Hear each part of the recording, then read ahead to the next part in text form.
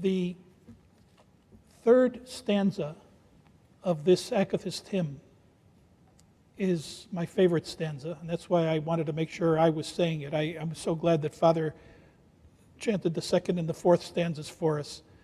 But that third stanza has the line, "Blessed are you who make things that differ to agree."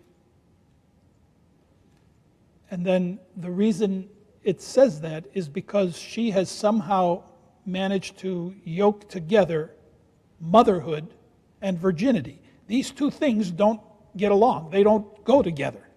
But somehow, with her demeanor, her disposition, she makes things that differ like that to agree. A paradox. And I think during these days, these saving days of purification, Lent itself is spiritual warfare. The evil one, as I've told you before, is just more active. He is threatened by us in these days. Added to that, you add this coronavirus, plus being, this stay-at-home policy, when we're all together and we share space with one another, even though there's a distance, that is a perfect storm for irritability. Things that differ are going to be magnified during these days. Do not be surprised at that, my friends. The fact that you know it should be able to help you.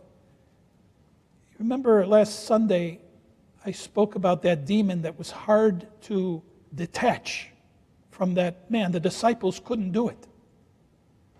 The disciples asked the Lord, why couldn't we do it? He said, this particular kind of demon with this vicious strength of his can only be detached by prayer and fasting. Well, tonight there's another weapon. Those of us who don't do a good job at prayer, who don't do a good job at fasting, nevertheless, you call on the Mother of God. You call on her holiness, and she will defeat the dark demons of Lucifer. It's not a magic wand, but just by being in some kind of connection with her, relation with her, struggling with her, you will defeat the most savage demon. God bless you tonight through her prayers. Amen.